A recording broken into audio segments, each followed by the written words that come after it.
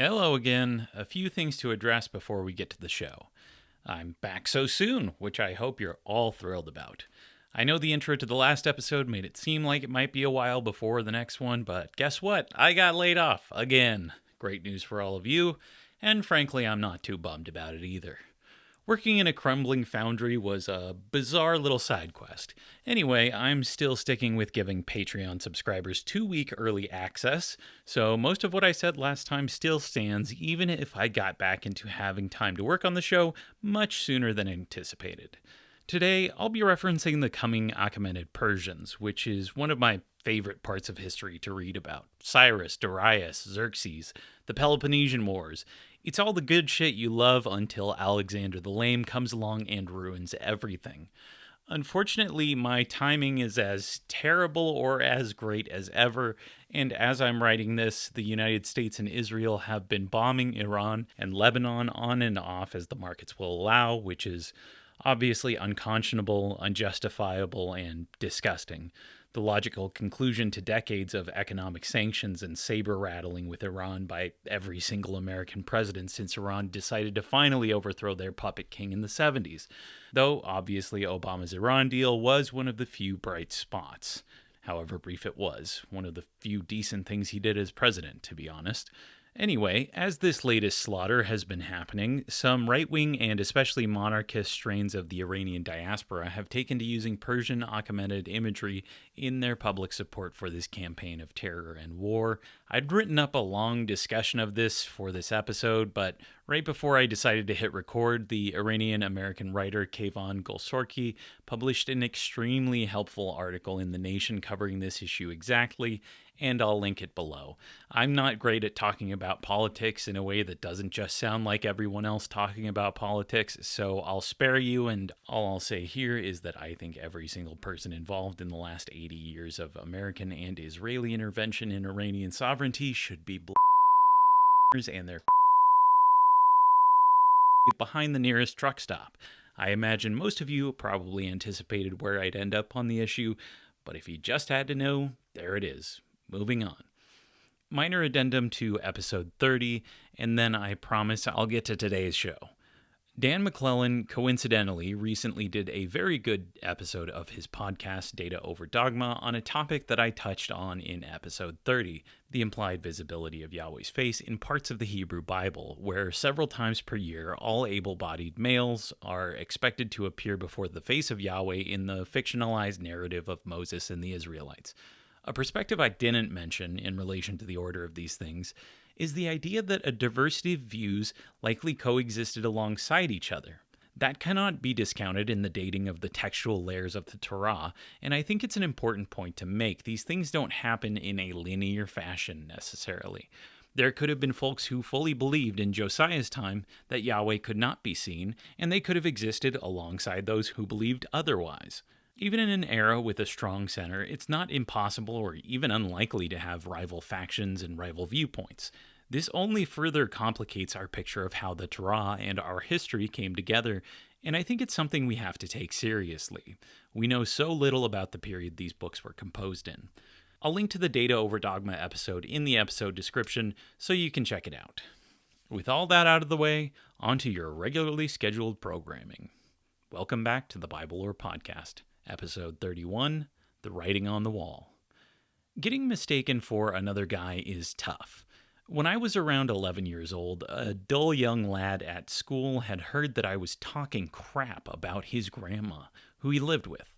It was the only other Hayden in the entire school who had actually maligned this gentleman's grandmother, but I could not convince my opponent of my innocence, and so he tried to punch me in the back of the head a few times, and I eventually got tired of it, but didn't know how to throw a punch myself, and so after a few hits failed to do the anticipated damage, I choked him out because neither of us knew how to fight, and we both got in-school suspension despite me never having had the ability to read the school bylaws that outlined approved methods and techniques for self-defense.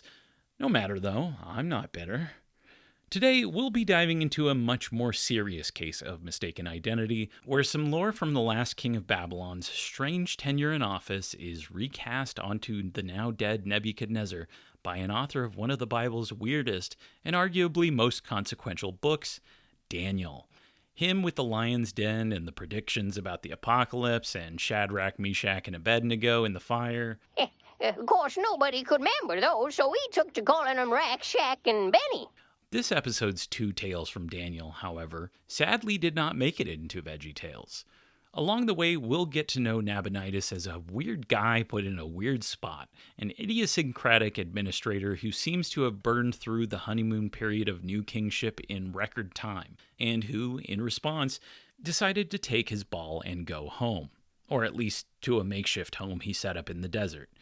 This is it, folks. The Neo-Babylonian Empire, barely 50 years old when Nabonidus took the throne, depending on how you define its beginning, is rapidly approaching its end, and this last king is fascinating. When we learn who this guy really was, it will come as no surprise that he becomes the source of a variety of mostly insulting legends like Daniel's Nebuchadnezzar stories. Sources for this episode include past guest scholar Moudhy Al-Rashid's great book Between Two Rivers, which you should all read, Paul-Alain Beaulieu's incredibly thorough volume Reign of Nabonidus, King of Babylon, and John Collins' Hermeneutic commentary on the Book of Daniel. As always, these and all other sources are listed in the bibliography portion of the episode description.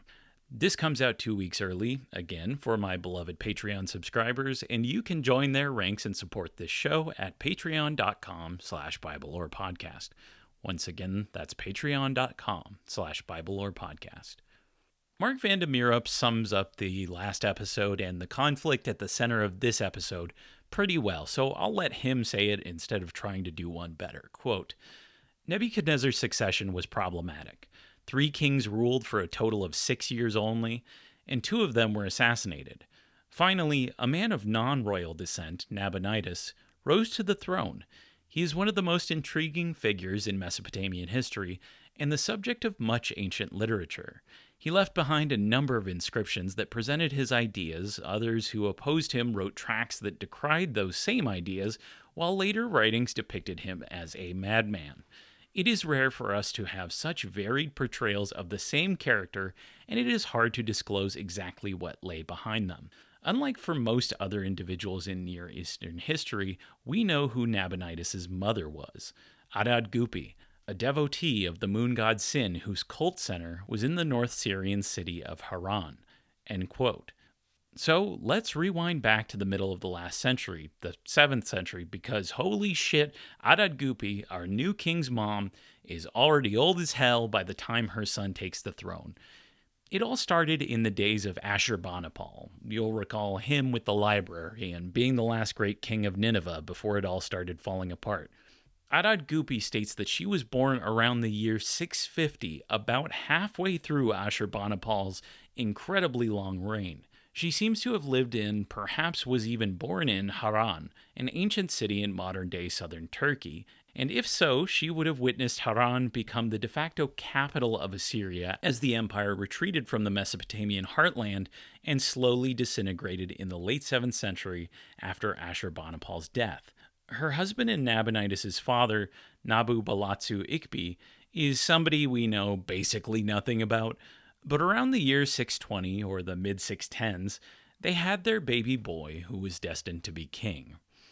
Nabopolassar's forces finally took Haran in 610, when Adad-Gupi was already around 40, and the Babylonian records state that they raided the great temples and wealthy locales there, which likely included the great temple of the moon god Sin, something Adad-Gupi was horrified by, saying that Sin had left his temple and that she spent the rest of her life trying to restore the glory of the great moon god.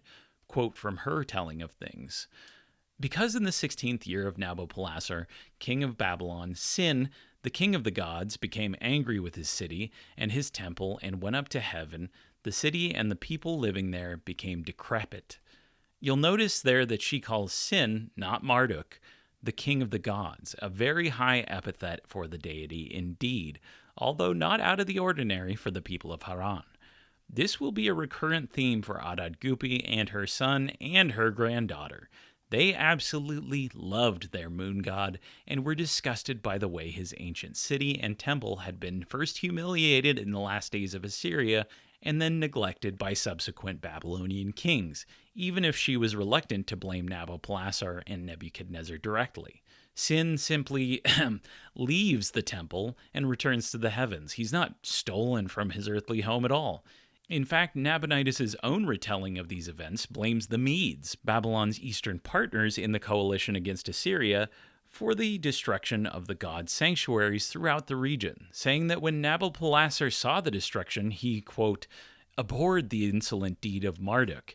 He did not lay his hands on the cult of any god, and he wore dirty hair and lay down on the ground. It was Marduk, apparently, who had let things get so bad, and according to Nabonidus, this had really soured Nabopolassar's mood in defeating the Assyrians. Biblical texts describe similar expressions of grief: lying on the ground, unwashed, covering oneself in dust and ashes, rending one's garments, all the good stuff you know and love. Notable is the assertion, though, that Nabopolassar would himself never do something as unsavory as kidnapping a city's gods during a military campaign, something I'm not quite sure is true. Anyway, with Babylon victorious, Adad-Gupi was either taken to the new capital or went there by choice, probably the former. There she states that she was influential in the court of Nebuchadnezzar and his successors, introducing her adult son into the elite circles. Quote, afterwards they, Nebuchadnezzar and Neriglissar, died.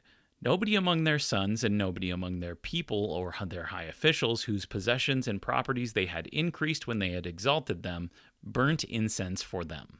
I, every month without cease, dressed in my fine garments, performed them all the funerary offerings, oxen, fattened sheep, bread, first-quality beer, wine, oil, honey, and fruits. I established for them regular abundant offerings of incense of pleasing scent, and I always set them in their presence. And this is where we can question whether she truly was the only one that cared for the dead kings in this chaotic period, or whether later conflicts between her son the king and the elites lie behind such tales of alleged apathy on the part of the elites. It's hard to know, and as Beaulieu notes, this seems to have been part of justification for the coup against these very same predecessors, so you get the picture. Regardless, one of the big gaps in our knowledge is just what Nabonidus did while his mother was a member of the Babylonian court. This is where we can dip back into our favorite Greek historian Herodotus, who mentions three guys named Nabonidus, the Greek transliteration of Nabu-Naid, our king's Akkadian name. Nabonidus, Nabu-Naid, Nabonidus, all the same name. The first mention in Herodotus is a certain Babylonian official named Nabonidus who helps negotiate a truce between the Medes and Lydians in Turkey in the 580s. So, like 30 years before this time, Nabonidus probably would have been in his 30s or 40s. Could be our man, right place, right time. And while it's not certain that this is our beloved future king, since Nabonidus was a common enough name, it almost doesn't matter because Herodotus doesn't really tell us much about what kind of official this negotiator Nabonidus was anyway. Now, he later mentions a king Nabonidus, who is definitely our guy because, well, we'll get to that in a bit. We'll talk about what Herodotus says. And the final Nabonidus, mentioned by Herodotus, is a Babylonian king who inherits his name from his father, which aligns with absolutely nothing we know about any Nabonidus or about the end of the Babylonian Empire in general. Maybe he was referring to Nabonidus' own son. Who knows? It's Herodotus. He kind of just went for it and didn't let little things like academic rigor get in his way. Anyway, that's the picture that emerges from the sources we have. This is a family taken from Syria as imperial hostages who gained favor in the court of Nebuchadnezzar and may have dealt with international affairs on behalf of the Babylonian crown. That's most of what we have for the background of Nabonidus. If you're doing the math here, he would have been in his 60s by the time the plot to kill his predecessor was in full swing, with his mother and trusted advisor Adad-Gupi at his side, 92 years young. Thank you for being a friend. Beaulieu points out that it is rather probable that Nabonidus was himself involved in one way or another in the coup that deposed and killed Labashi Marduk, and he sums up the oddity of Nabonidus' ascension pretty well. Quote, All the evidence points to one conclusion on Nabonidus' social position. He was not a member of the Babylonian oligarchy, nor did he attain the highest official charges. His rise did not rest on wealth, but apparently on his and his mother's ability at the court. It is unlikely that he could have claimed the support of any prominent group of the oligarchy in his early career. So how the hell did such a uniquely unfit guy end up as the regional hegemon's ruler right when the Persians were rolling over kingdom after kingdom? What were the coup plotting meetings like? Was he just that well liked? Vanda Mieroop goes on to point out that the cultural depictions of this last king of Babylon in the immediate centuries after his death are also as confused as we are as to who this guy really was. Nobody knew what to make of him. Was he a fool? A madman? A dictator and an utter heretic?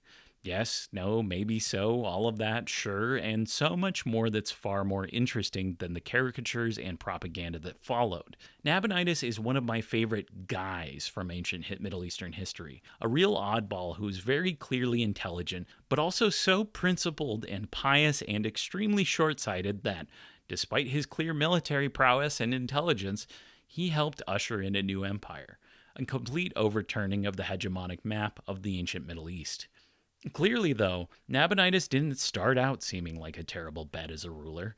He'd survived the chaos of multiple coups and dynastic changes in Babylonian administration, and as king he held on for 17 years, probably into his late 70s or even his early 80s. He must have had the respect of the military and the cultic officials of Babylon who helped install him, and there are suspected references to him in a couple of cuneiform tablets from decades prior to his reign, but they're pretty vague. That's all we've got, though. King Neriglissar, as we covered last episode, killed Amel-Marduk, the son of Nebuchadnezzar and Neriglissar's own brother-in-law, and there does seem to be an indication that Nabonidus was at least on decent terms with Neriglissar. But when Neriglissar died and his adult son Labashi-Marduk took the throne, this apparently caused consternation within the ruling families. Somehow, Nabonidus became at least a consensus choice among enough elites that he was crowned king in a conspiracy, and within a few months, Labashi-Marduk had been deposed and murdered. That brings us back to our current moment in the summer of 556, when Nabonidus was finally accepted as king of all Babylon. Nabonidus' discussions of his past are quite terse. Here's a bit from his own account, quote, "I am Nabonidus, the only son, who has nobody. In my mind, there was no thought of kingship." Nobody wants me. And he could be giving an honest account here. Based on the written record, Beaulieu posits who the real schemer of this plot, and indeed the entire story, actually was. King Nabonidus' adult son, Belshazzar, who seems to have benefited quite greatly from his father's ascension to the throne. Belshazzar appears to have frozen the Neriglissar dynasty's assets and seized them for himself. A consolation prize, since Belshazzar himself could not be installed as king because, his father, the patriarch of the family, was still alive. This little family, probably kidnapped from Haran some half a century prior, had not only managed to become influential in the courts of successive kings and dynasties, not only taken the crown for itself, but had wormed their way into being one of the wealthiest families in all of Mesopotamia in the process. Not a bad run, all things considered, but there was a problem. See, unlike the cynical Belshazzar, his father was a true believer, and a true believer in the moon god Sin specifically. When he had the crown, he still took that seriously. He never set his devotion to Sin aside. If you're a usurping or reforming king in the ancient world, and I hope you're never either of those things, Nabonidus was both, but if it does happen to you somehow, the first thing you're going to want to do is justify your reign through propaganda.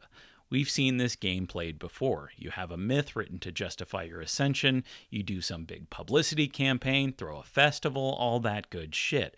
Enuma Elish, our beloved Babylonian creation myth, was probably composed for this exact reason. You've been elevated to the highest level of power without inheriting it from your father.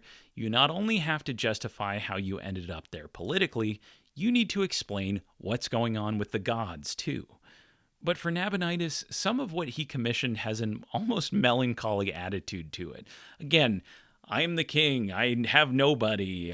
The thought of kingship was never in my head. He's kind of a sad sack. In his big history of Babylon, Nabonidus states Marduk became angered when over 100 years prior, Sennacherib, ironically a king with sin in his name, destroyed the rebellious city of Babylon. Remember when that happened? The Babylonians certainly did. They didn't really get over it. It was their own 9/11 or Pearl Harbor or Alamo or what have you. They never stop thinking about new ways to harm our country and our people, and neither do we. As punishment, according to Nabonidus, Marduk causes Assyria to slowly fall apart.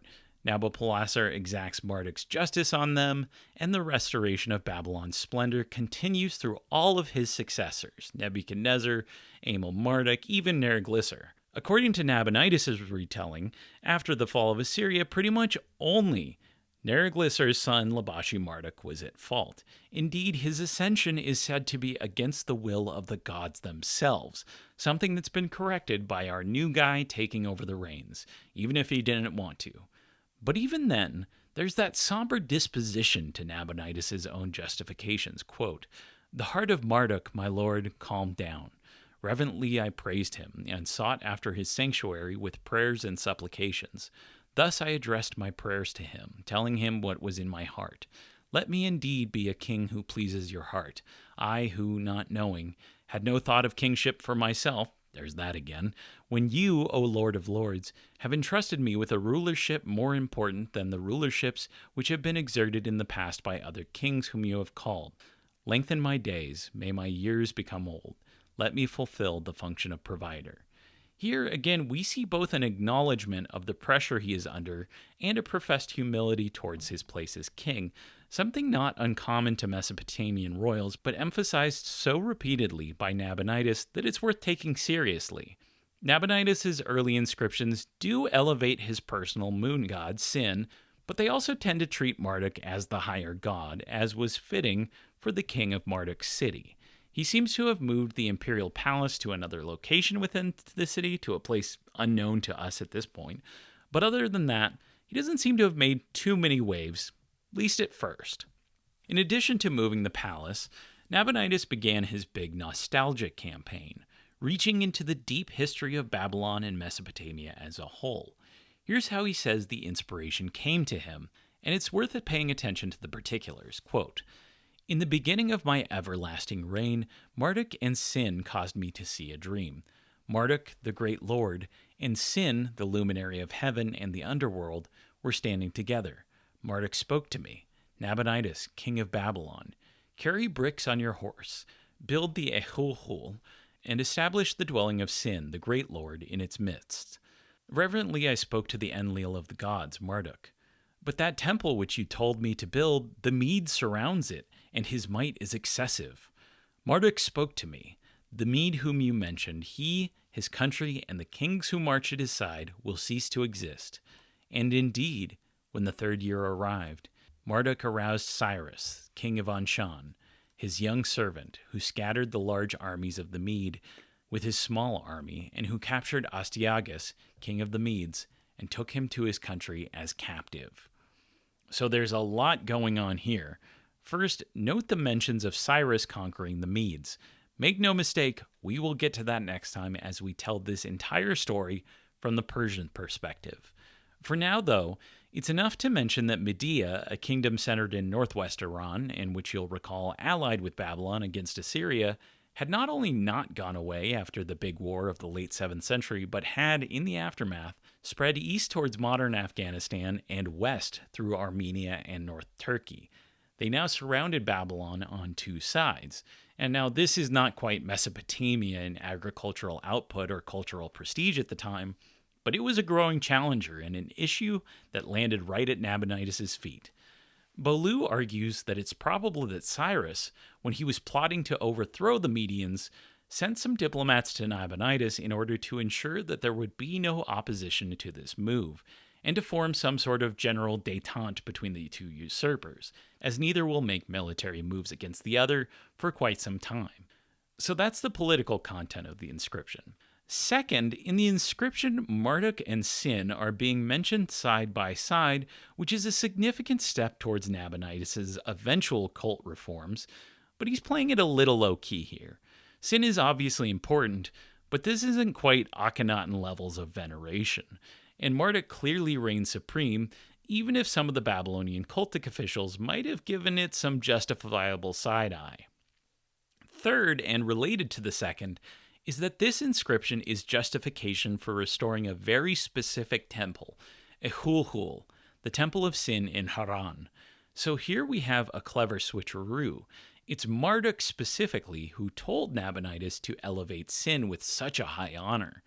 But if this vision was real, it didn't play out like that. See, this inscription was written significantly later, when Nabonidus would finally begin to realize his dream of restoring the glory of Ehulhul. For now, Nabonidus continued and even expanded the precedent set forth by the previous Babylonian kings of investing in restoration and monumental projects, and his building projects were frankly impressive. But Haran remained a territory far away from the Babylonian heartland, and Marduk was still the top dog. The restoration projects continued apace, and they gained a new significance under Nabonidus' administration. This guy loved digging up old shit even more than Nabopolassar and Nebuchadnezzar did.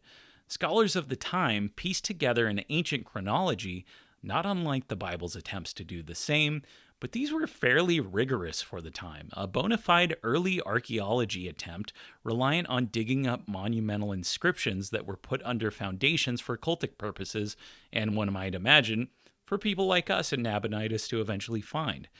This was a common thing that was done in Mesopotamia. They'd put a little cylinder with a bunch of writing on it underneath a building's foundations, and then you could go look at it if you were so inclined. Al-Rashid points to an example from the city of Sippar, where a restoration project utilizes the historiography undertaken by these scholars to offer this description. I discovered an inscription bearing the name of Hammurabi, an ancient king who had built Ibabar and its ziggurat for the god Shamash on top of the original foundations 700 years before Burna-Buriash. Now, that's not exactly right. The scribe who wrote this was actually off about when Hammurabi reigned by around 300 years, as the Babylonian king Burna-Buriash ruled in the 14th century and Hammurabi ruled in the 18th century, not the 21st century. So 400 years instead of the 700 he mentions. But Al-Rashid points out that early attempts of modern archaeologists to date Hammurabi's reign in the 19th and early 20th centuries were off by first 600 years and then 200 years. So they weren't even doing that bad for scholars who lived 2,600 years ago, better than our first stabs at the same thing. Restoration projects in archaeology were not the only tools Nabonidus used to justify his kingship, nor were dreams from the high gods.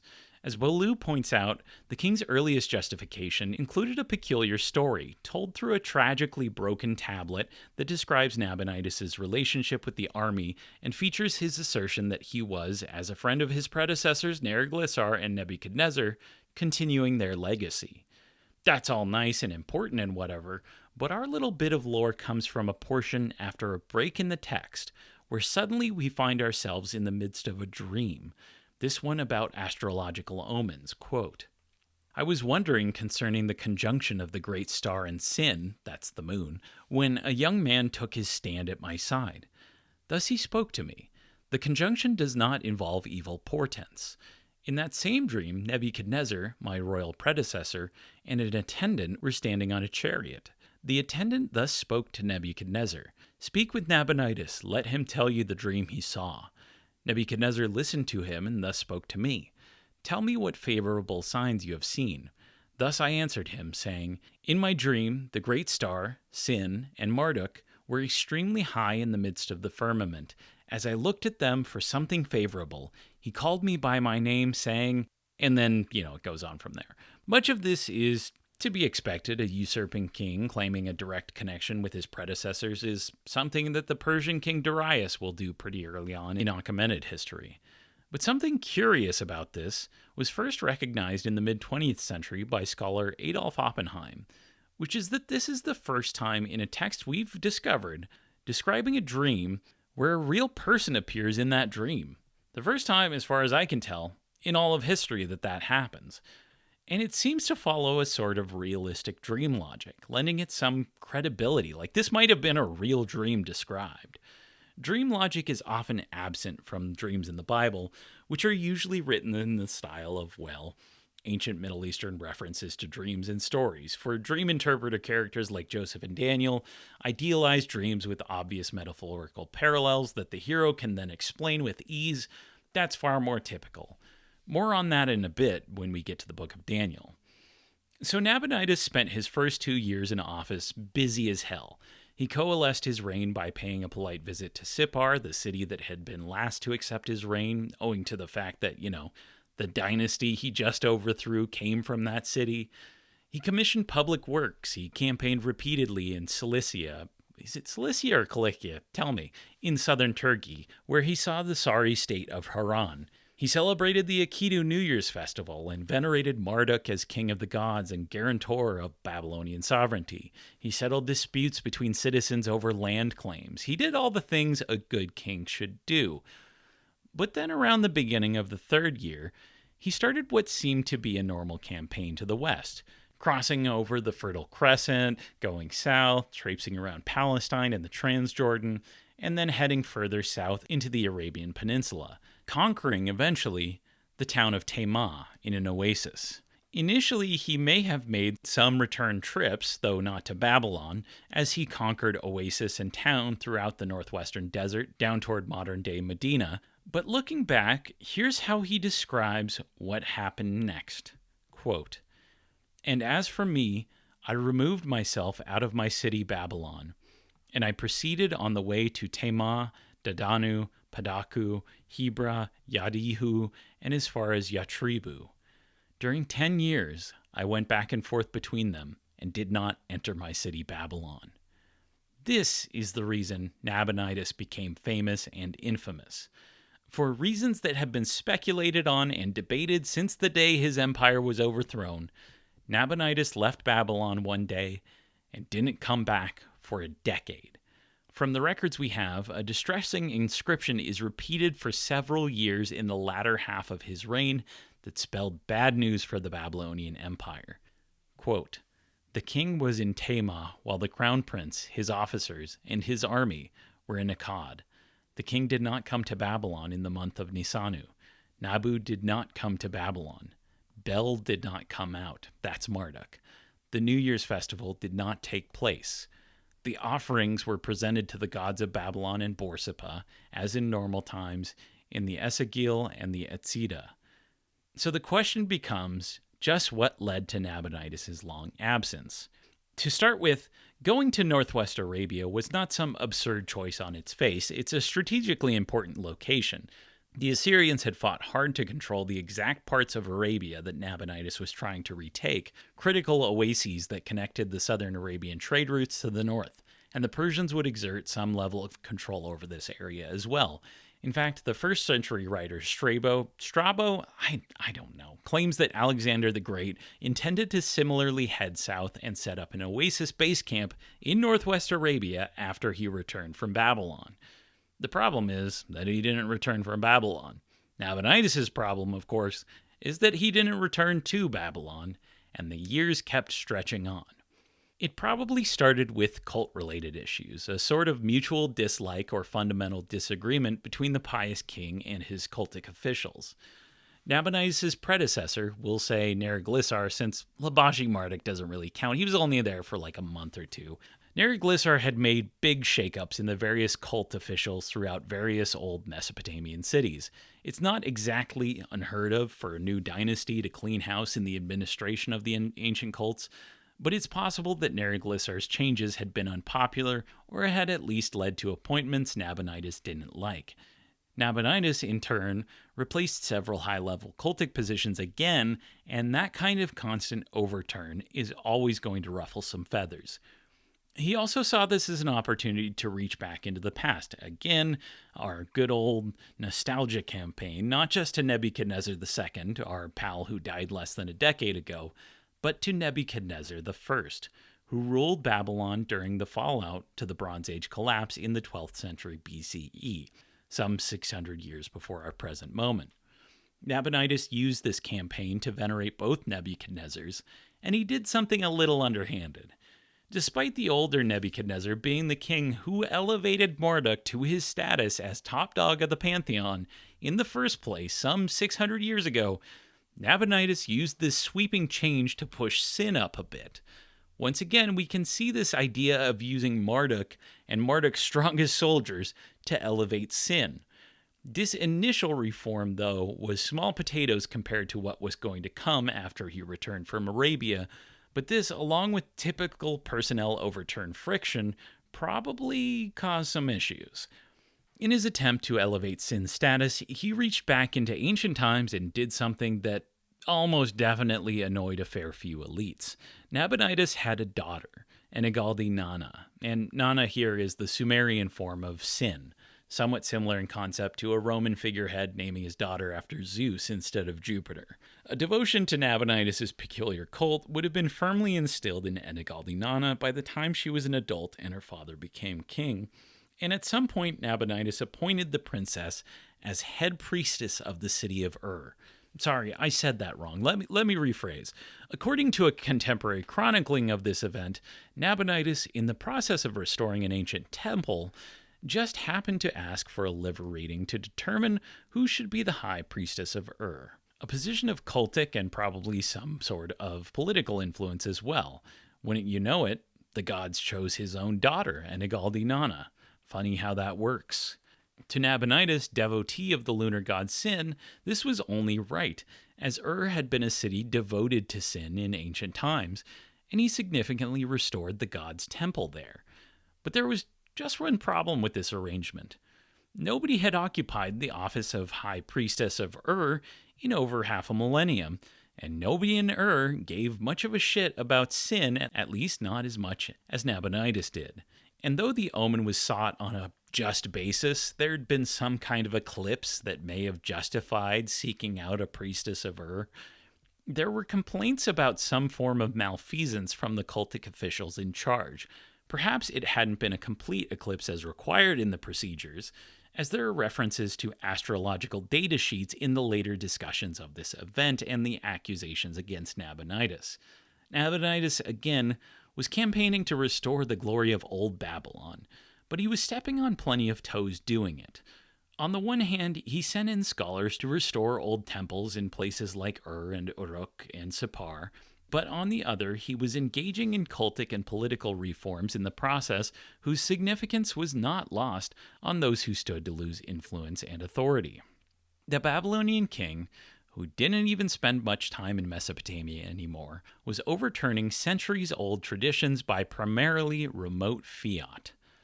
It's unclear how much direct protest there was from cultic officials at cities like at first, as we lack much in the way of contemporary accounts from their perspective, but by the end of his reign it will be claimed that this was a grave insult and turned many locals from against the great king, leading to a rather swift end of Babylonian hegemony over its own heartland.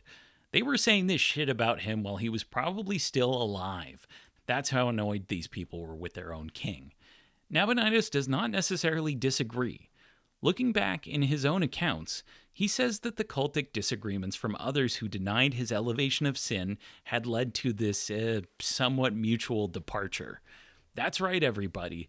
This is one of those curious and sadly rare cases where we have multiple attestation of the same historical events from different perspectives in a relatively short period of time. And these accounts don't always disagree with each other. Nabonidus frames the elite's disagreements with his authority as impiety towards the gods, and they kind of accuse him of the same thing, and in a way, they're both right.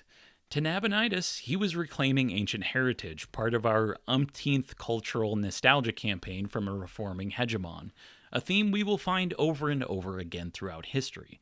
It's almost baked into our DNA as humans to reach for some storied past. Except this is one of the rare cases where the reforms were brutally rejected, and there was one person who was curiously not really on board with the cult of Sin, the schemer of the family, who seems, at least to me, to be the cynical realist of the story. and that's the crown prince Belshazzar. Belshazzar would never ascend to the throne of Babylon, but he had made himself fabulously wealthy, and when his father left for Tamar, Belshazzar was put in charge of the city and assumed many of his father's responsibilities. He was, again, not king. He couldn't bring out Marduk and celebrate the Akitu festival, but he was in charge of the capital city of the kingdom, and he made sure to fit right in.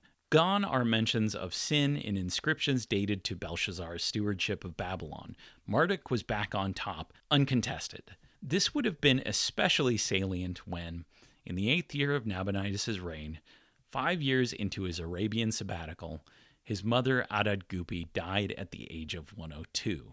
Rest in peace to Adad-Gupi, one of the most fascinating mothers in all of monarchic history, someone whose cultic convictions and careerist ambitions put her family on the throne at exactly the wrong time in Babylon's short life. With Adad-Gupi gone and his father shouldered out of the picture completely, it appears Belshazzar had unchecked authority to run most matters as he saw fit. Beaulieu notes that he may not have been able to replace certain cultic officials in places of authority, and one imagines the leeway in ignoring Belshazzar might have been significant, but sometimes it's difficult to tell. He wasn't exactly de facto king, but he wasn't exactly not. He probably attempted to act that way. Belshazzar, after all, did control military forces. Nabonidus was gone. He'd taken his forces, including many who were just devotees of sin who wanted to join his little campaign, and Belshazzar was in charge. One can sense an air of mockery of this giant imperial mess in Daniel's folktale version of these events, so let's get into it. The book of Daniel is, I guess, fitting for this. It's also a mess. It's not great. It stinks. All right, it's not all bad. It has an interesting and weird composition history, making it a fascinating puzzle to be solved, and it's occasionally pretty entertaining. But the picture that emerges when you solve the puzzle is a mostly ugly pastiche. It utilizes frankly dishonest ex eventu prophecy, prophecy after the fact, something we'll get to talk about when we get into the apocalyptic era. It gets tons of history wrong, which is probably the least of its crimes. Daniel is barely a character in it. It's not even in one language. It's sloppily stitched together between Hebrew portions and Aramaic portions, and the Hebrew portions are written in a sophomoric attempt at sounding old-timey and similar to prophets like Ezekiel, utilizing what scholar Robert Alter bluntly refers to as bad Hebrew prose.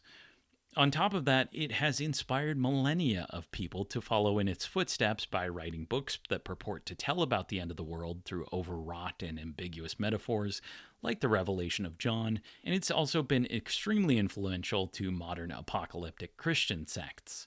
It's a mess. But despite Nabonidus never appearing in it, Daniel can tell us a whole lot about the last king of Babylon.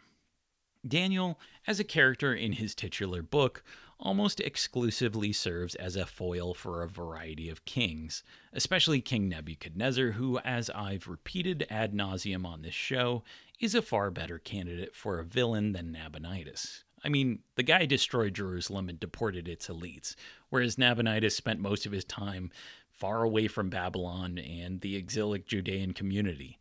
The relevant description of Nabonidus' exile from Babylon is from an Aramaic section of Daniel, and the Aramaic texts are argued by many scholars to predate the Hebrew bits. The story, found in Daniel 4, but starting at the end of chapter 3, starts off like a Babylonian royal inscription told in the first person. Quote, King Nebuchadnezzar, to all the peoples, nations, and languages who live in the whole earth, may your peace abound. I am pleased to narrate the signs and wonders that the Most High God has performed with me. How great are his signs and how mighty are his wonders. His kingdom is an eternal kingdom, and his dominion is from generation to generation. I, Nebuchadnezzar, was at ease in my house, at leisure in my palace. I saw a dream, and it frightened me. Fantasies in my beds and visions of my head disturbed me. I issued a decree to summon all the sages of Babylon to my presence, so that they should make known to me the interpretation of the dream. Thereupon the dream interpreters, exorcists, Chaldeans, and diviners came, and I recited the dream in their presence, but they did not make its interpretation known to me.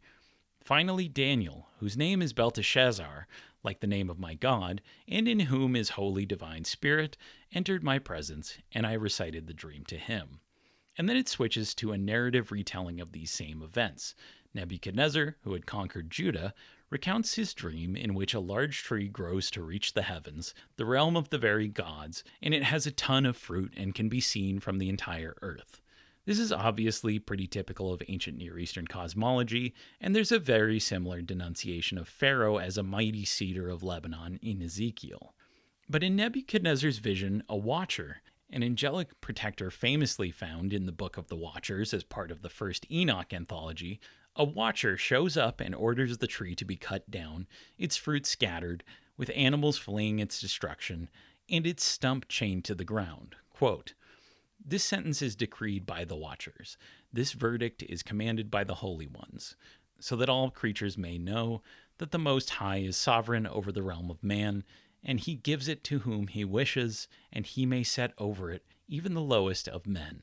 We'll discuss just who and what the Watchers are in a much later episode, but if you really needed further evidence that the Book of Daniel in its entirety was composed much later than the period it's set in, the Watcher's presence here is exactly that. It's essentially an anachronism.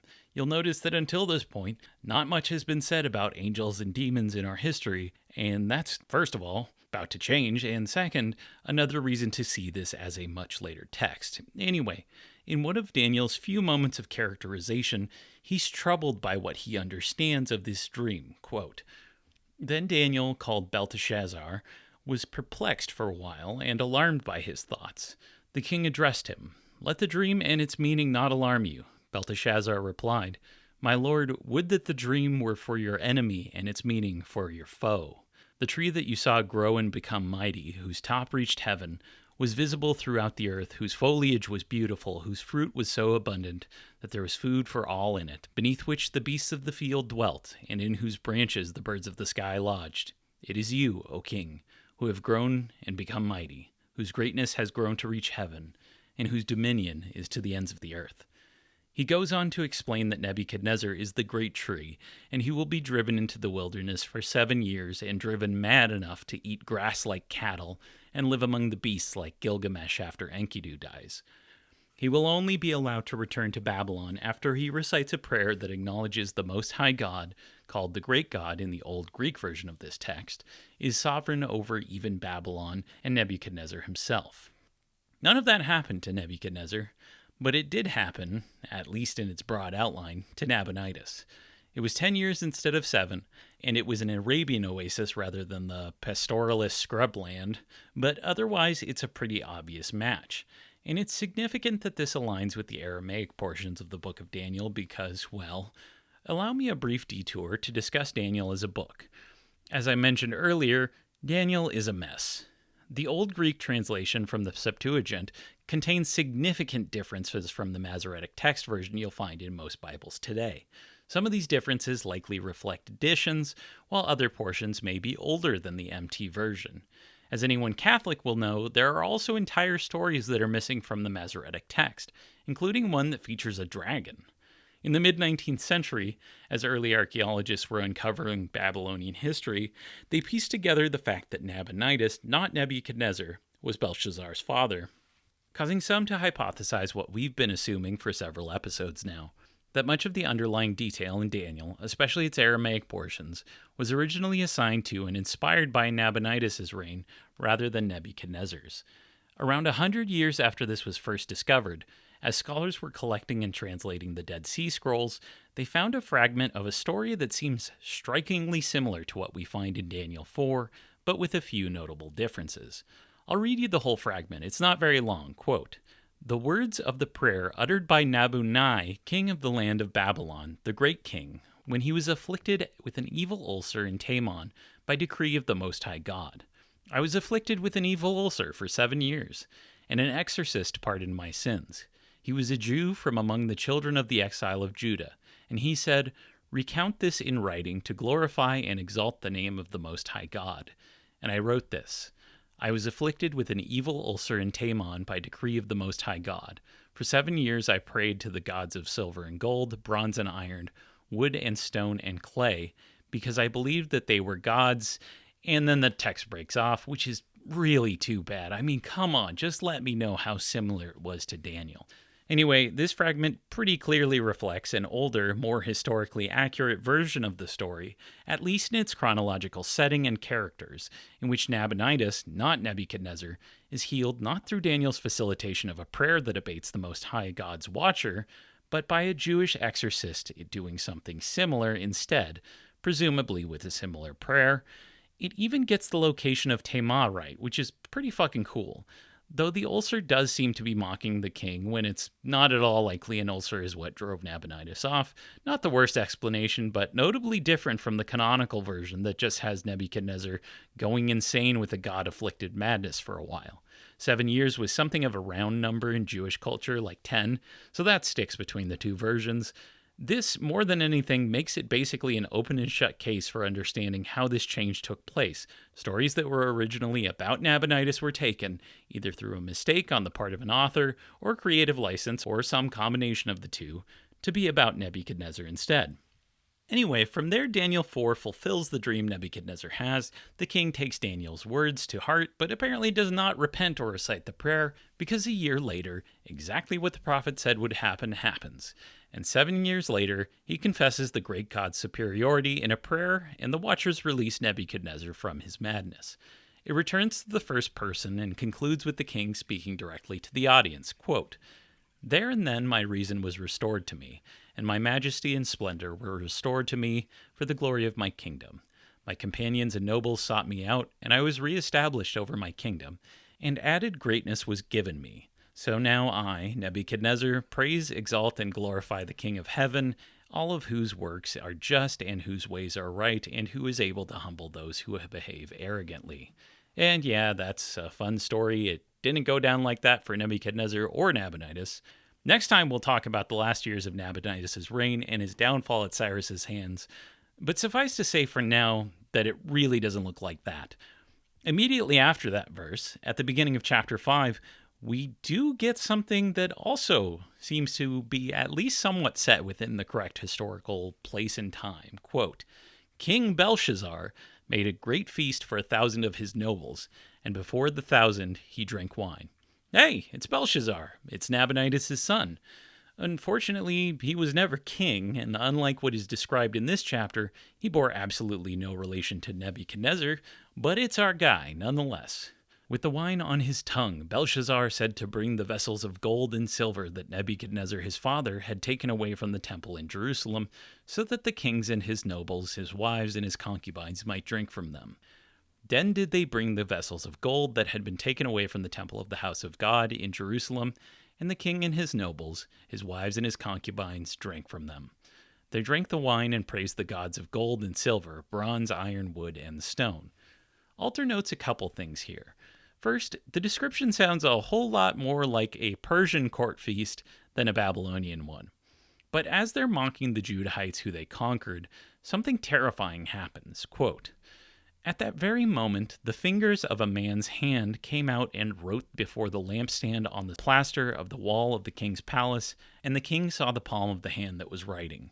Then did the king's countenance change, and his thoughts panicked him, and the cords of his loins went slack and his knees knocked together."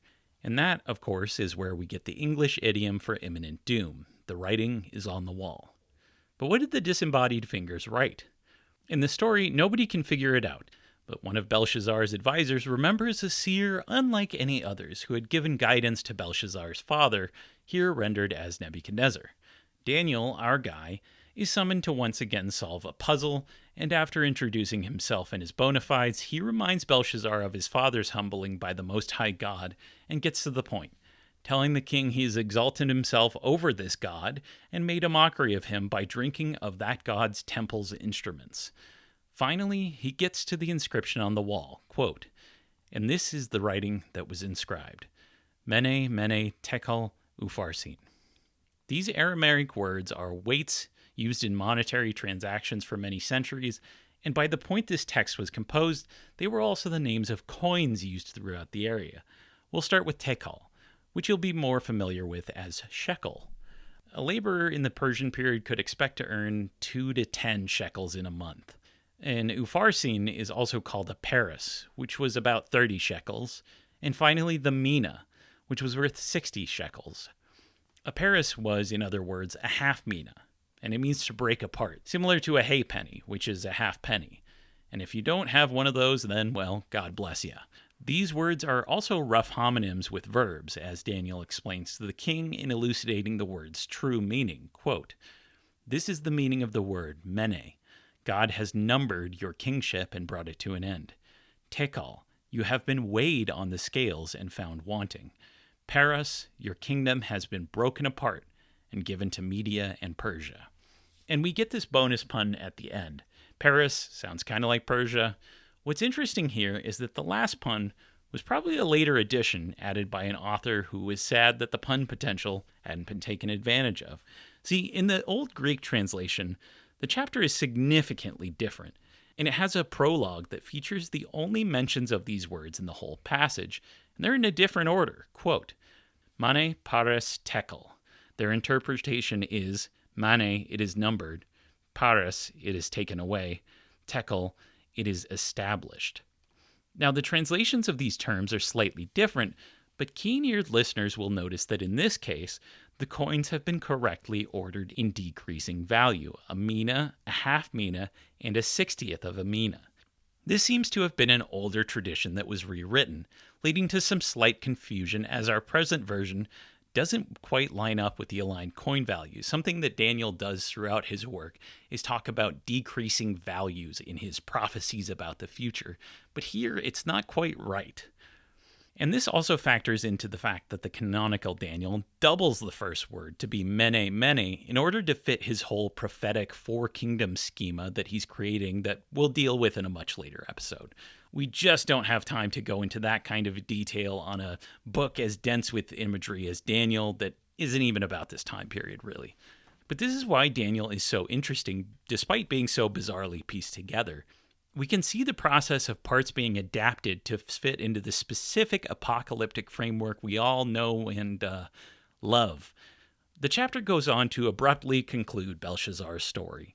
He's impressed, like his father, by Daniel's erudition and wisdom, so, quote, "Then Belshazzar spoke, and they clothed Daniel in royal purple, and put a golden collar around his neck, and proclaimed of him that he should rule over a third of the kingdom. On that very night, Belshazzar, king of the Chaldeans, was slain, and Darius the Mede received the kingdom when he was 62 years old." And this is where Daniel deviates back away from anything resembling history, even in the faintest details.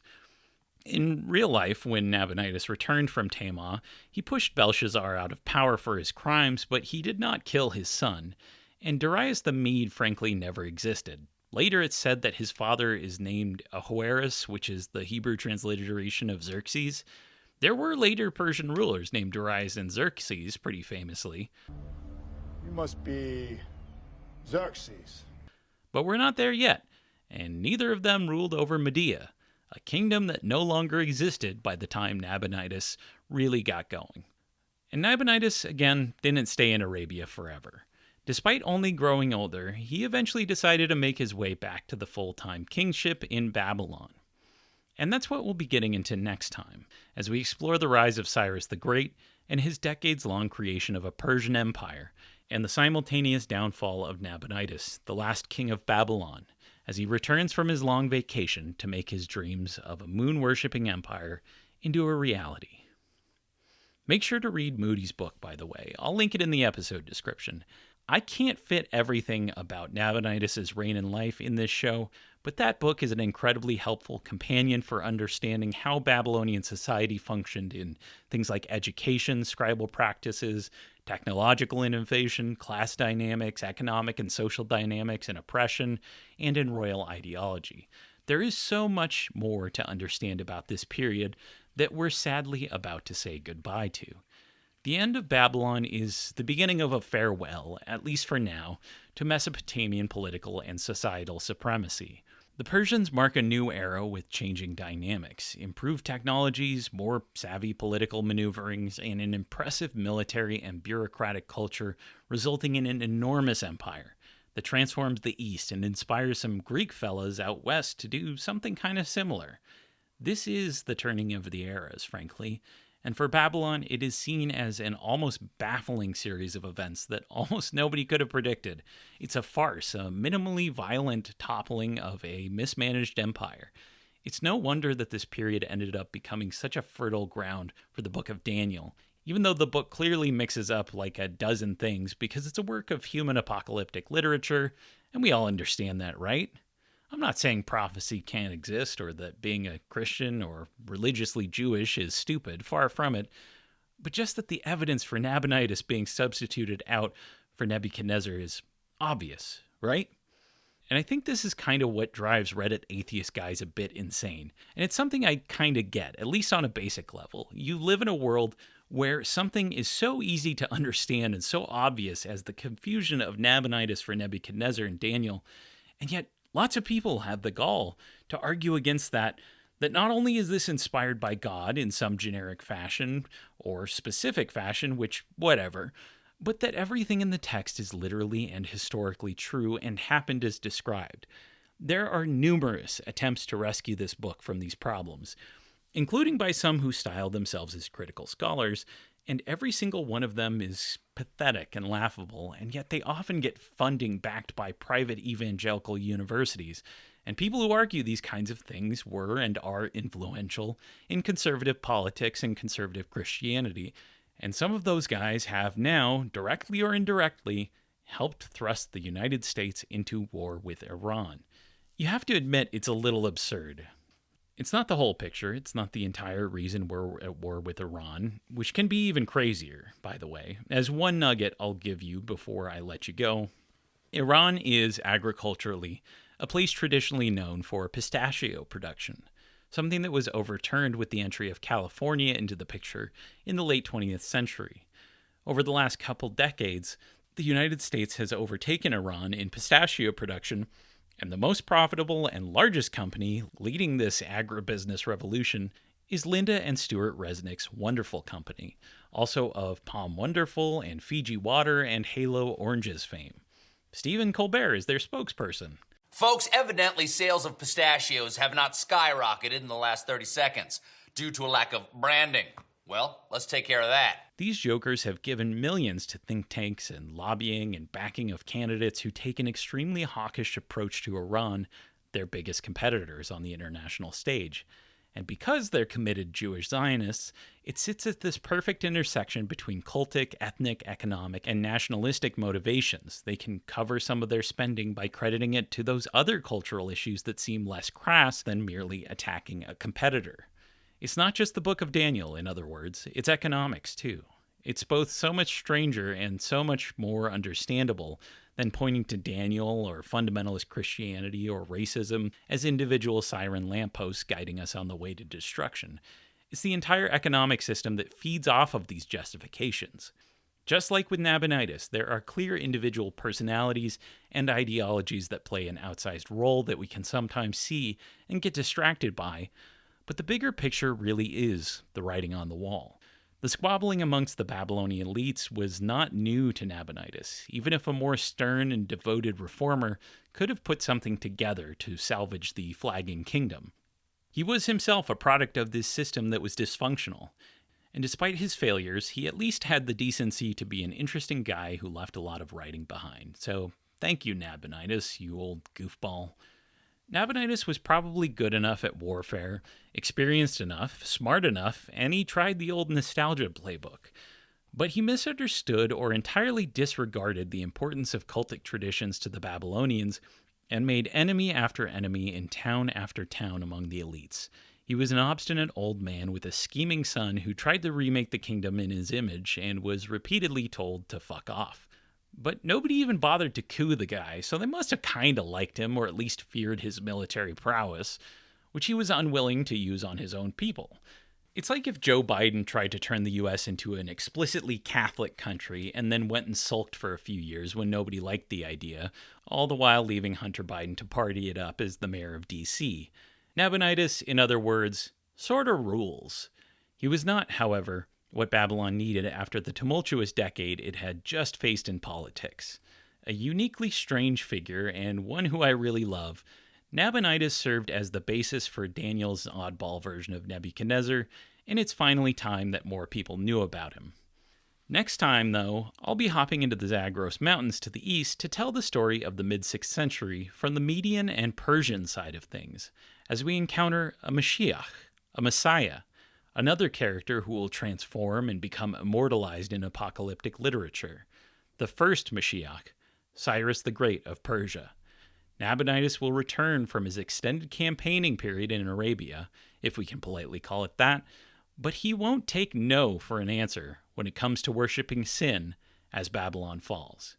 Oh right, Babylon's about to fall. Did I mention that? Like, it happens so quick it'll make your head spin. The Messiah is here, gang. Special thanks again to all Patreon subscribers.